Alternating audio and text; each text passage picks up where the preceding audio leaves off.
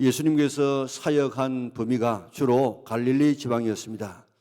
예루살렘에 있는 유대 지역은 명절 때만 올라가서 사역하시고 대부분은 갈릴리 지역이 있는데 오늘 본문의 말씀을 보면 거기에 제일 왼쪽에 있는 이 베세다 광야에서 사역을 하시고 제자들을 어디로 보내는가 하면 가버나움으로 보냅니다. 그 가버나움으로 보내는 그런 이 일들 가운데 오늘 풍랑을 만나게 되어졌습니다.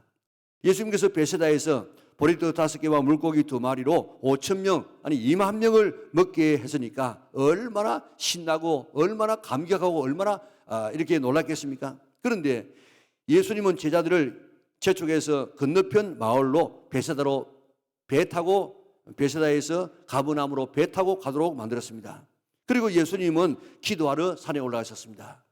배를 타고 가는 제자들 상상해 보세요. 흥분의 도가니였을 것입니다. 기쁨과 감격의 이런 이 대화가 오고 갔을 것입니다. 떡을 떼주고 생선을 떼주고 떼어주도 나오고 떼어주도 나오고 계속해서 나오니까 얼마나 신이 났고 그것을 바라보는 또 사람들은 얼마나 또 흥분했겠습니까?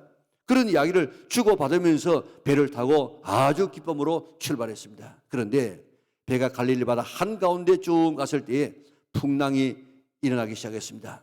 시간상으로 바라보면 그 가운데서 한 6시간 동안 꼼짝을 못하고 한 발자국도 앞으로 나가지 못하고 풍랑과 싸우고 있었습니다. 죽을 지경이 되어졌습니다.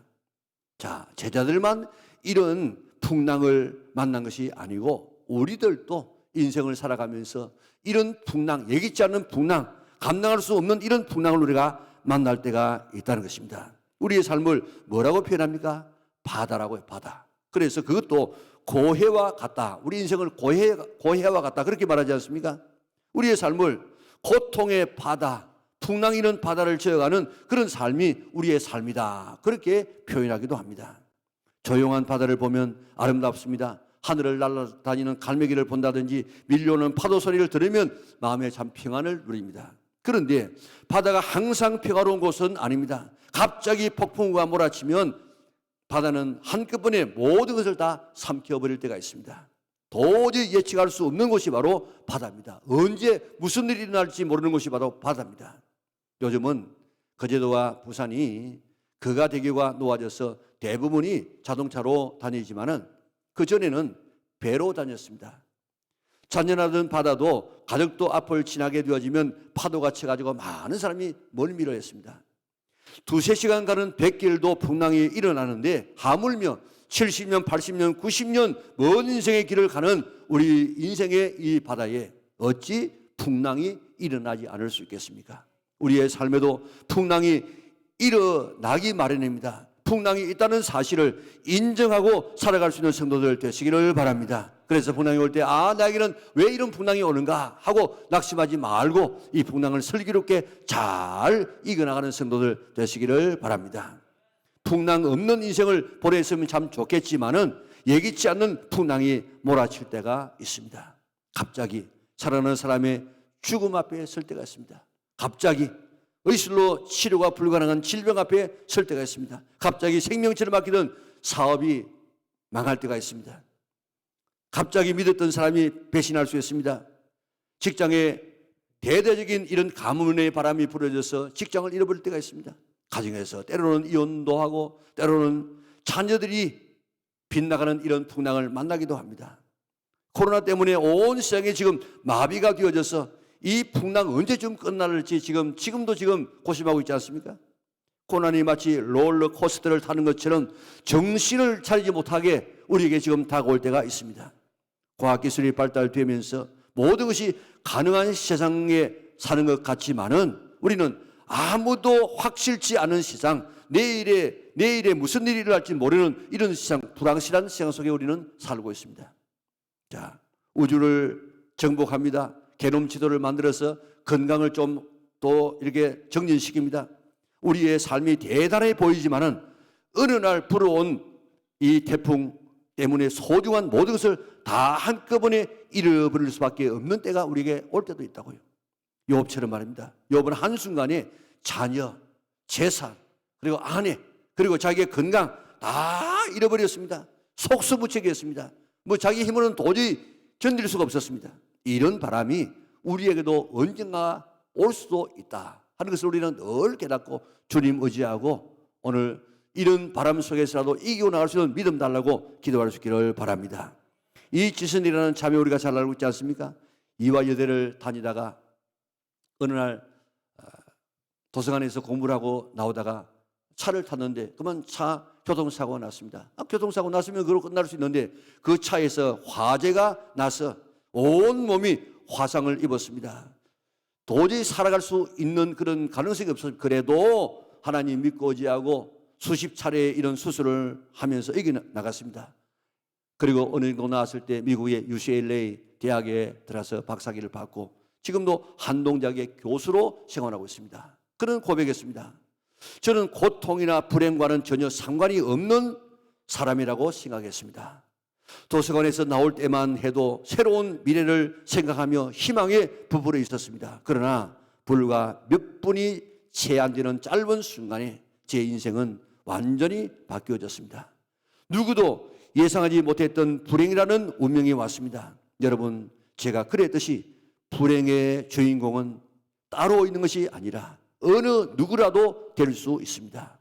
불행한 사람을 보면 그냥 지나치지 말고 그를 사랑하시기 바랍니다.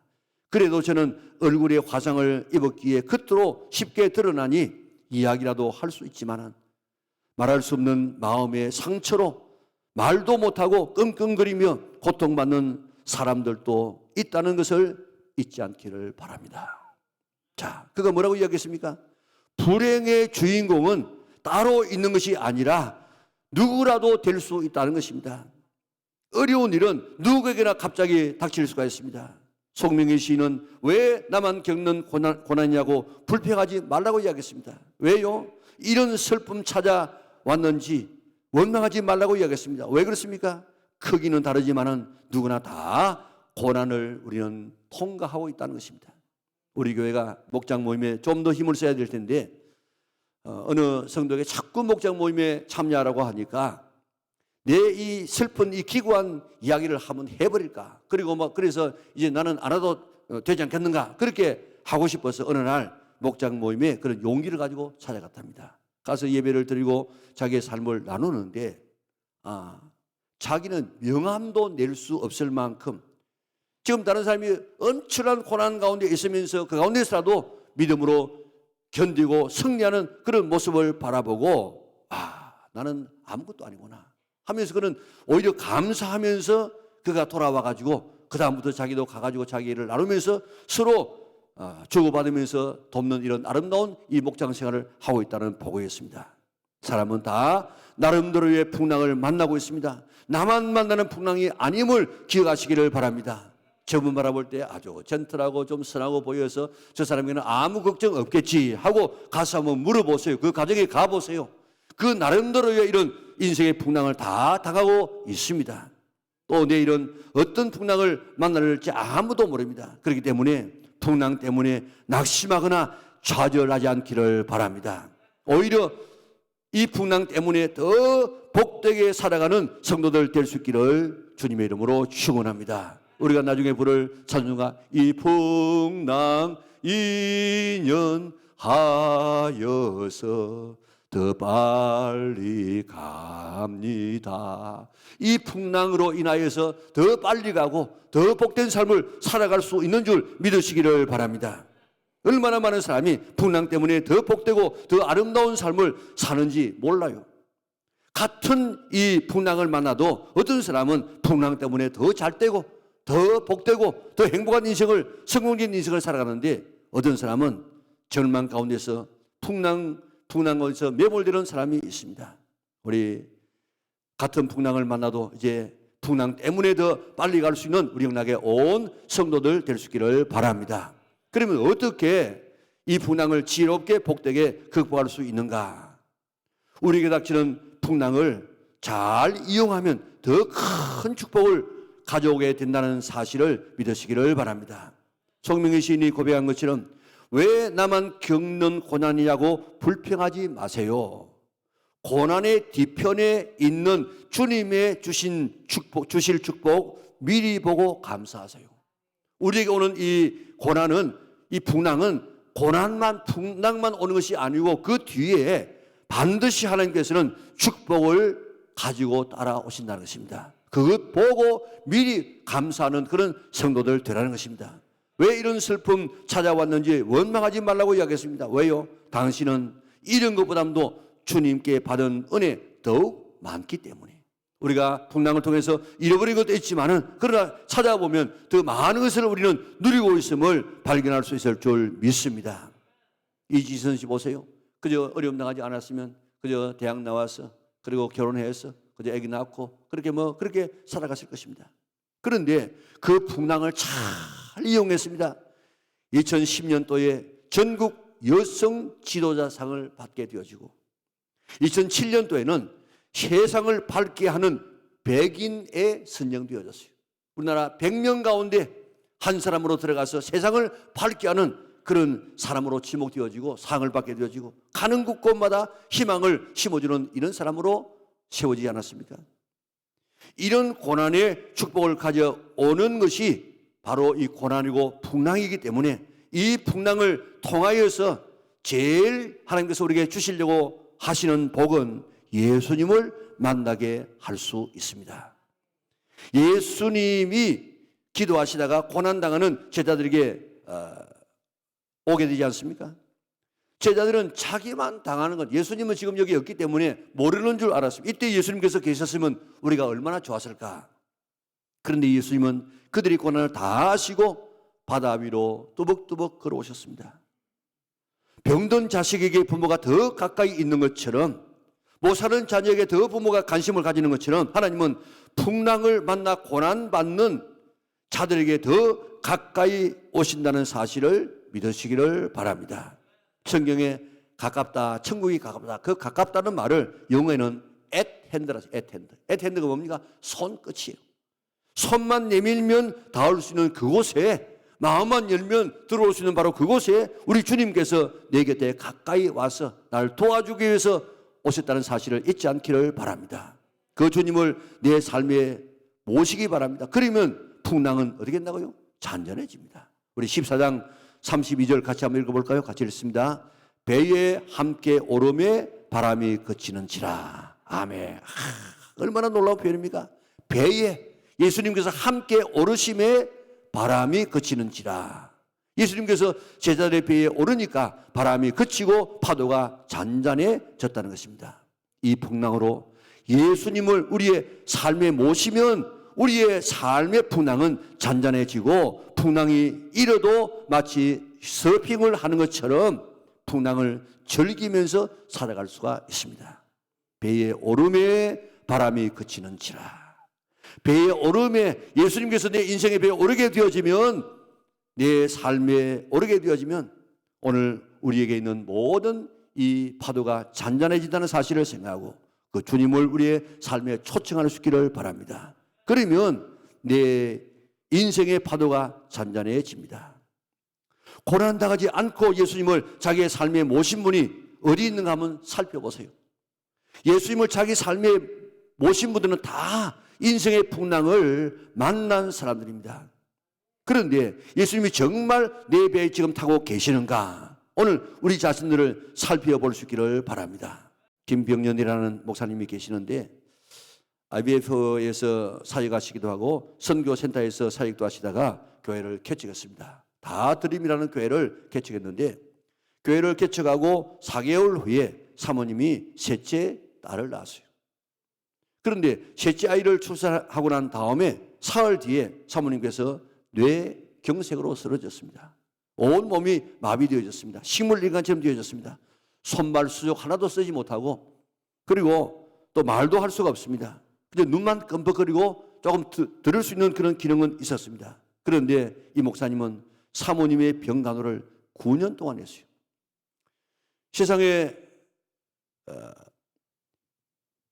셋째 태어난 이 아기는 엄마의 사랑을 한 번도 받아보지를 못했습니다. 목사님은 이제 1인 3역을 하십니다. 그래서 아내를 간병하기도 하고 자녀를 먹이고 입히고 또 학교 보내기도 하고 그러면서 목회도 하고 신방도 하고 설교도 했습니다. 목사님은 좀 이 아내를 사랑해가지고 다리 근육이라도 조금 이렇게 돌아오게 할까. 그렇게 해가지고 찜기를 갖다 놓고 그 위에 다리를 올려 놓았습니다. 아무도 없는 사이에 찜질기가 누전이 되어져서 화재가 났습니다.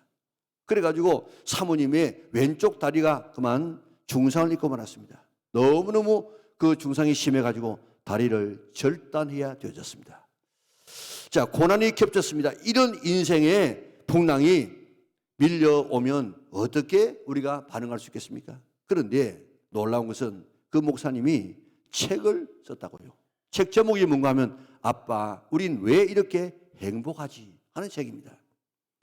9살짜리가 엄마의 보살핌을 한 번도 받아보지 못한 딸이었는데 그 애가 아빠에게 이야기합니다. 아빠, 우린 참 이상해. 우리 집은 어떻게 이렇게 행복하지?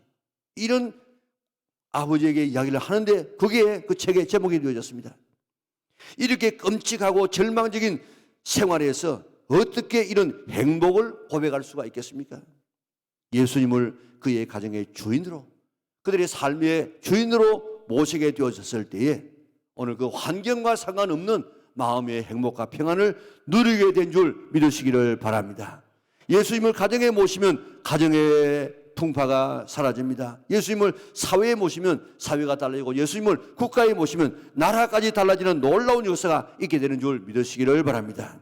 왜 하나님께서 우리에게 고난을 허용하시는가? 예수님을 만나서 모시고 살아가는 삶이 되라고 고난을 허용하시는 줄 믿으시기를 바랍니다.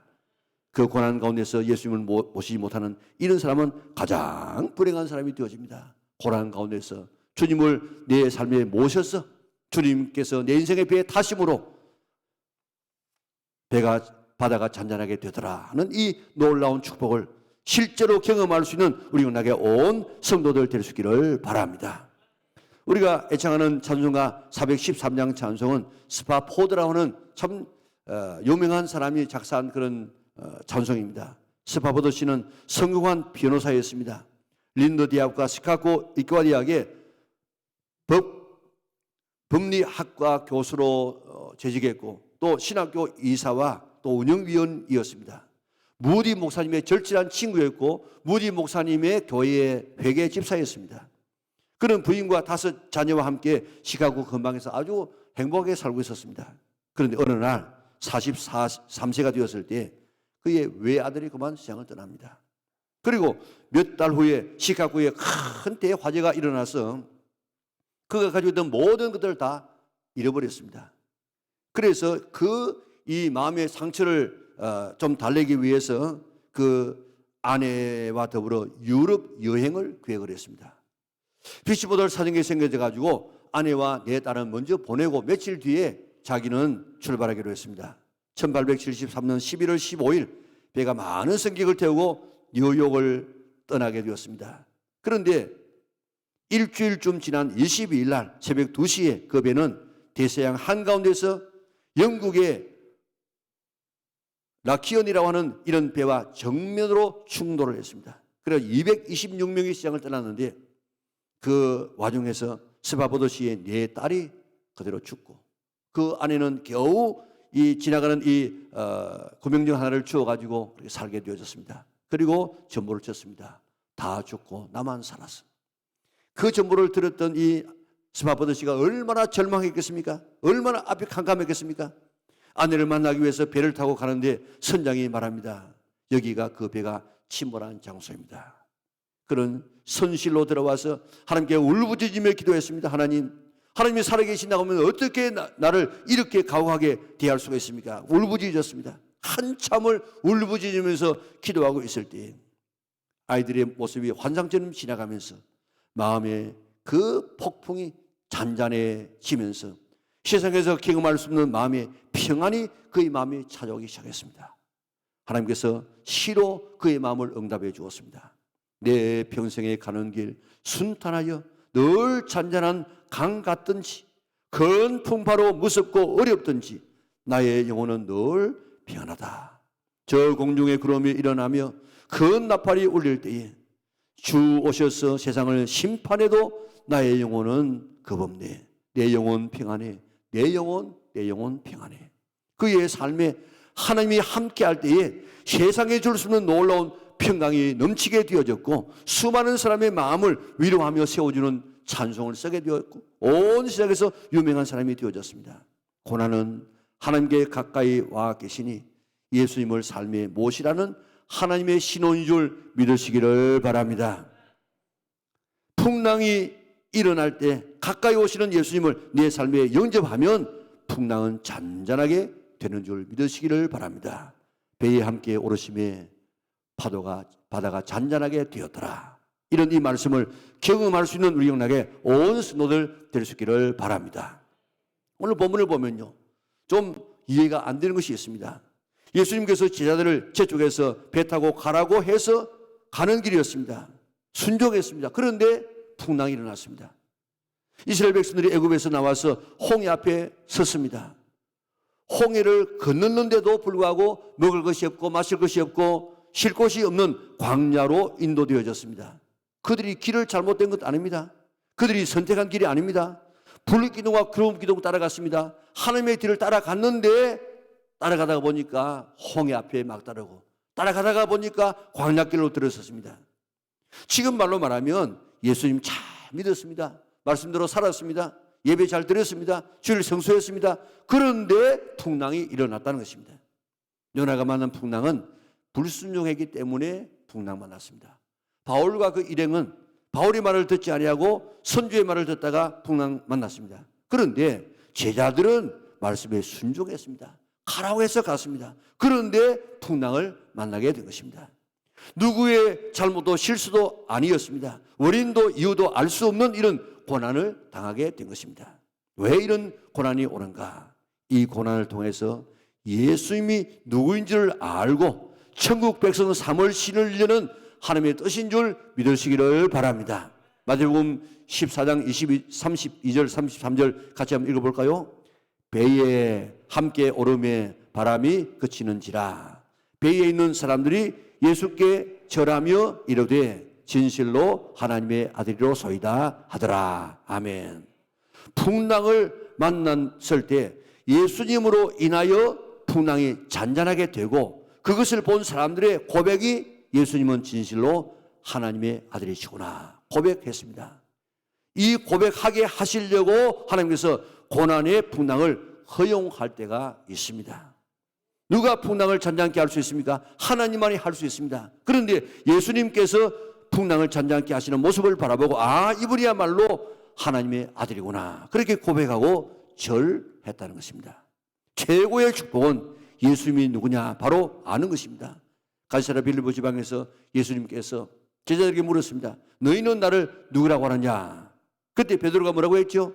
주는 그리스도시요 살아계신 하나님의 아들이십니다. 그때 예수님께서 뭐라고 했습니까? 바요나 시몬아 내가 뭐가 있어요? 복이 있도다.